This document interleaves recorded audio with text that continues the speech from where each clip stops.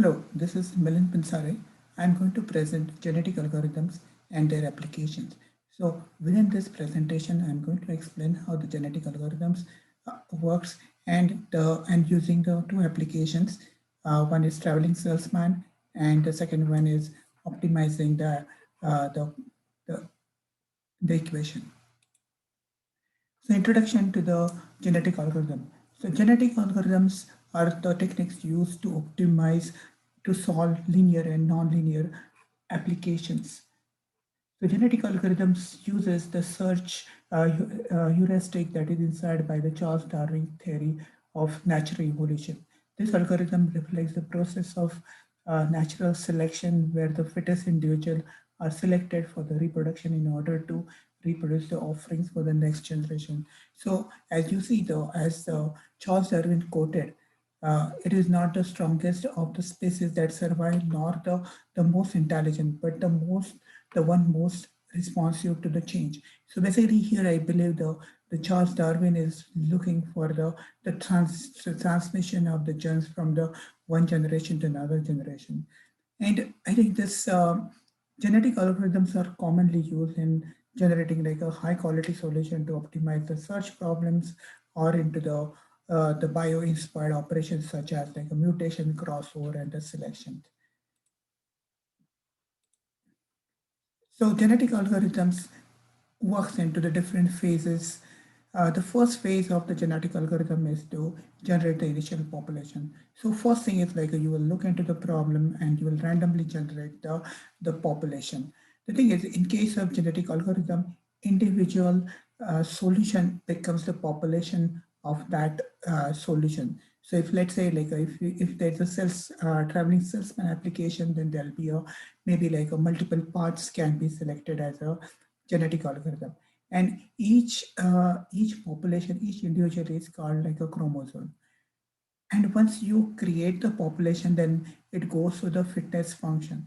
So the fitness function is the problem. Basically, you will look at the problem statement, and you will apply that problem statement to the initial population of the chromosome, and it will rate each of those individual with a certain number. So the fitness function has to be quantitative, and it has to generate some value. It has to give the some value to the to the individual, and it has to be very optimized because that function runs thousands of times.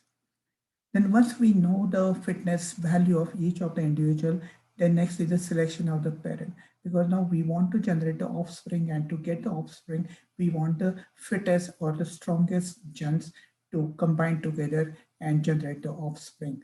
So we select like two parents for the mating, and we generate the offspring. So offspring, like there are multiple process we do in this. In the mating process, there's a crossover. So we produce the offspring, and we mutate the gene as we in the nature we try to mutate the gene so that the offspring will be the different from the parent. So the thing is, we need the mutation. Otherwise, if we don't do the mutation, the offspring will be kind of similar to the parent, and the process will converge earlier than expected. And as you see, this process keeps running until we find the best solution. So to look into this, to the different phases of the genetic algorithm, we'll take the two examples. The first thing is like a solving the complex equation. We are looking at the simple equation like fx equal to x square, but I think the same can be applied to the very complex equations. And we'll look at the traveling salesperson problem. This is a very common known problem where the salesman starts from the city one, and he has to travel to all the cities, and he has to come back to the first city. And the constraint is like he should not be traveling to the same city multiple times, and we have to find out the shortest distance by selecting the path. So we'll be considering these two problems, or we'll try to see how we can apply the genetic algorithms or different phases of the genetic algorithm to solve these problems and come up with some kind of solution.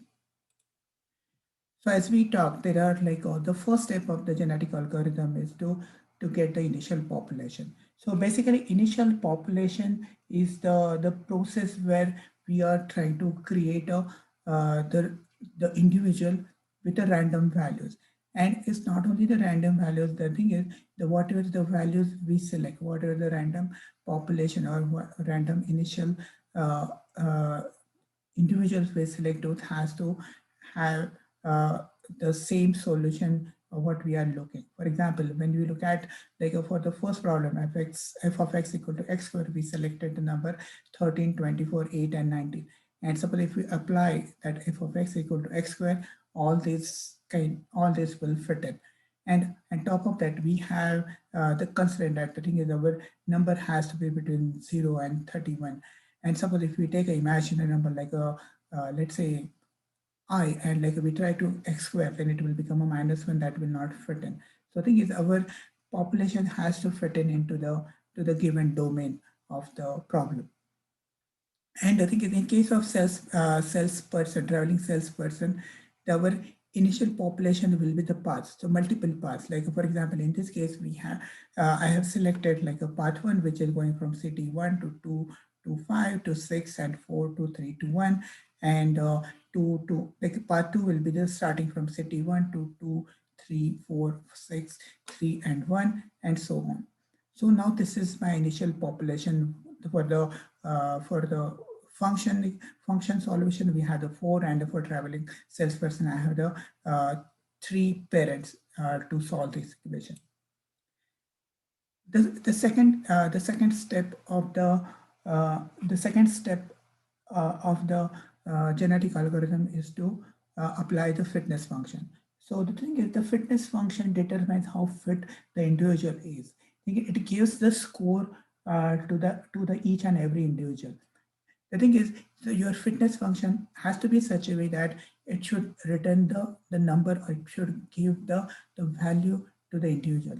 So in our case, our function is like a f of x is equal to x square, and so we'll apply this fitness function to all of our the selected values. For example, our value was 13, so f of x square is equal to 169. For 24, it is 576. For 8 is 64, and 19 is a 361. And in case of traveling salesperson, uh, we'll calculate the distance between each and every city, and we'll sum it up. For example, this is just a random value. I just came up with the numbers. So from city 1 to city 2 to city 5 to city 6, 4, 3, and to 1. I'm saying the distance is kind of 18 miles. And for the city 1 to 2 to 3 to 4 to 6 and 3 to 1 is, let's say, 20 mile, and in case of path 3 it will be 12. Okay, so now we know that we have this fitness function, and the thing is, it has calculated the value for our fitness function. The next process, the next process is like a selecting the parent. The selecting the parent can be a multiple ways we can do the parent. The thing is, there are basically, when we try to create the offspring, we want those are better than the parents. So we need the strongest or like a fittest parent to generate the offspring.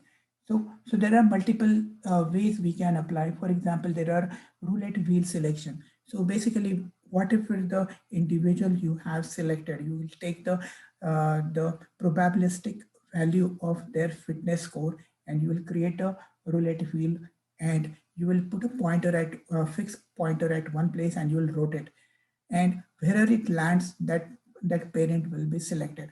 And since the fittest person or fittest individual will have the higher probability, so it will cover the largest area of the roulette wheel, so that will have the more probability of selecting. So there is another like a stochastic universal sampling. This is kind of similar to the roulette wheel, where it will have like a two fixed points. So once you spin the wheel, it will stop at the position, and it will be pointing at the two different uh, parent.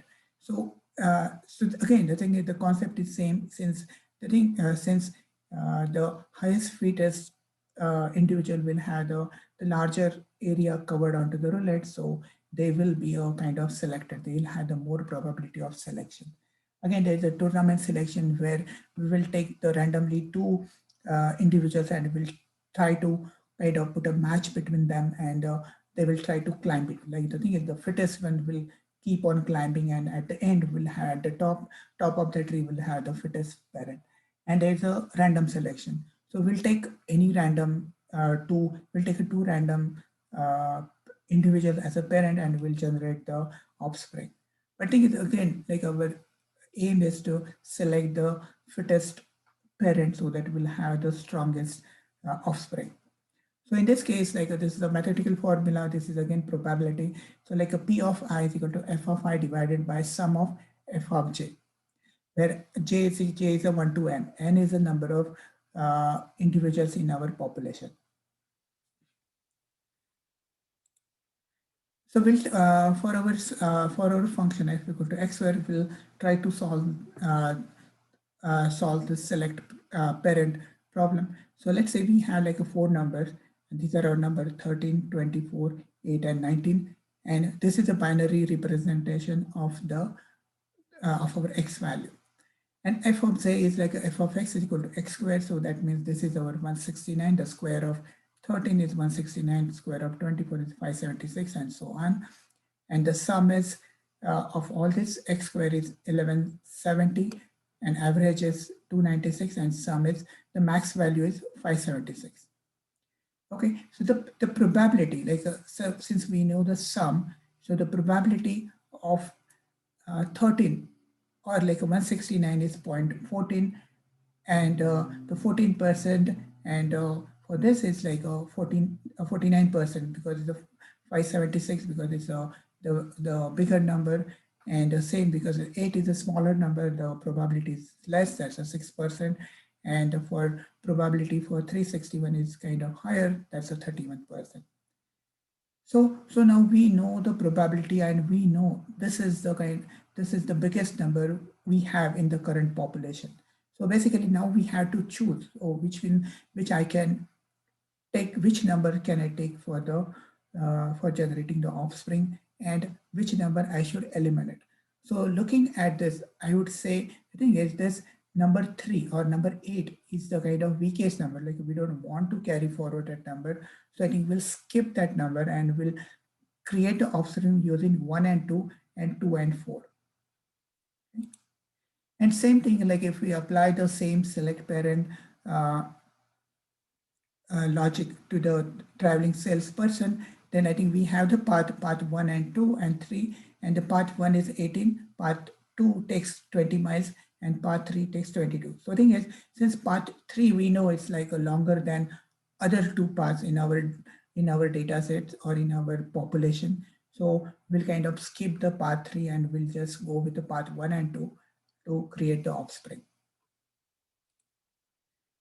So in the offspring, when we do the create the children, there are multiple ways we will be going to create the children.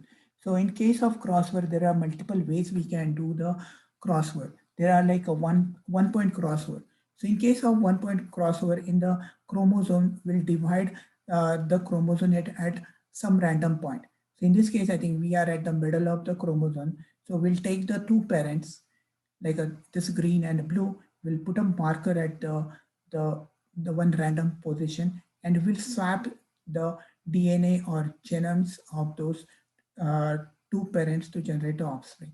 So for example, you might have seen this is like the first offspring, we are keeping the 1, 2, 3, 0, 1, 2, 3, 4, and then we are swapping the remaining portion.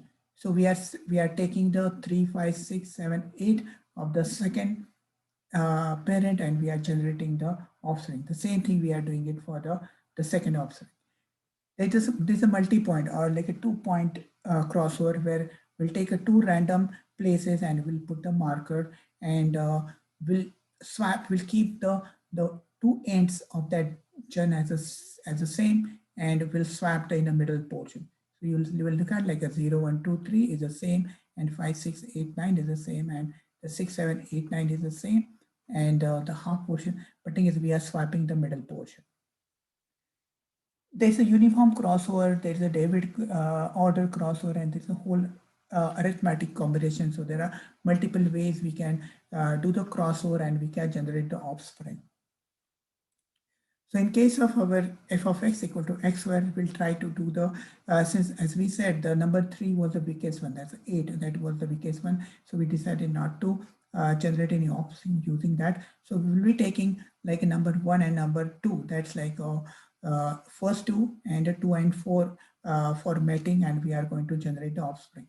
So for the first pair of the offspring, we are taking the crossover point as the fourth. So this will be the fifth, between the fourth and fifth bit, we are putting our marker. So we are putting like a 0, 1, 0, 0, 1, 1, 0. We are keeping it as it is, but we are swapping the last bit. So you will see we are swapped the last bit. And for the second pair, we are putting the crossband at the second position. So like 1, 1 and 0, 0, 0 and 1, 0, 0, 1, 1. So in this case, we are swapping the last 3 bits and we are generating the offspring. This is the offspring generated. Now again, this is a binary notification. So now we'll generate, we will get back to the decimal one. So this is like a 12, 25, 27, and 26. So now we'll apply this our fitness function, saying that it is like a 144, 625, 729, and 256. Now the sum of the newly created offspring is like a 1754. Okay? So now for the traveling salesperson problem.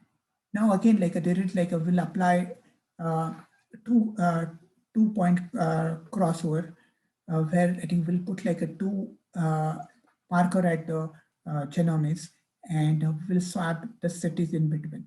So we'll keep the initial block as it is and the trading block as it is, and we'll swap the in between. The mutation. So basically, it is if we just take if we generate the offspring using the crossover, and if we generate the offspring, the thing is there is a chance that our algorithm might converge earlier because our offsprings are kind of very close to the parent.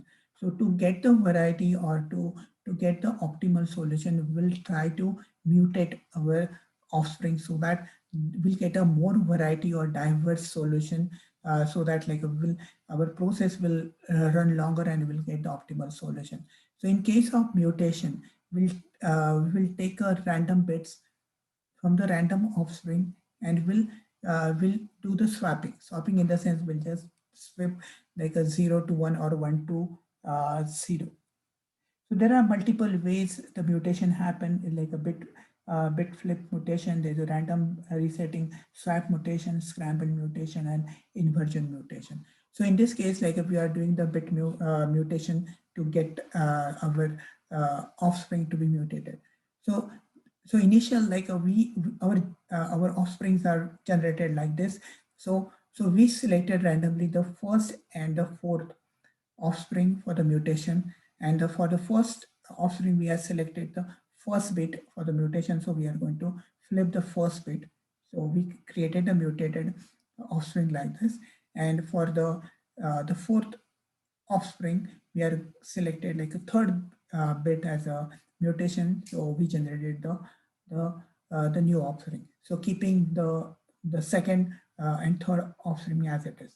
So again, the thing is, after mutation, our new values, for example, for the fourth value will be like 18, and the first value will be the 26. So now our fit function f of x equal to x square. Now it will be 676 and 324, assuming that the middle ones are somehow got not selected in our random process. And the sum of our fit function is very high compared to the previous one, like a 2, 3, 5, 4 compared to the previous one. And in case of traveling salesman problem, our the mutation can happen like we can select our children and we can randomly swap their beds, or in this case like we cannot, there's no beds, there are the cities in our path, that's our solution. So we'll try to swap the cities and uh, we'll apply the fitness problem, or we'll apply uh, the fitness function to the newly generated offspring. But you might notice that the second path, for the second part, the fitness function may reject the second offspring, because thing is our criteria, the salesperson has to start from the city one, but thing is in this case it is started from city six, so it might get the lower score and it may not get picked up for the future offsprings. And this process of selecting the parent, then applying the fit function, then selection, crossover mutation, it keeps going until our process converges. Converges means I think there are no more new offsprings are getting generated. So at that point, we know that the solution is reached and we got our optimal solution. So we stop the process. So the conclusion is so we gone through the application, we saw how we applied the genetic algorithm to the two problem, one to solve the equation. So after doing one iteration, we got to the a better solution or better values for the sum of fitness values. And in case of traveling salesperson, we found a second pair of paths. So thing is, this will keep on going until we find the best path, or in case of the solving the equation, we'll find the best values which will be the highest for that function. And if you look at the way it is created, it is it can be used for the recursive ways to generate this, to run this application. And that concludes my presentation. Thank you.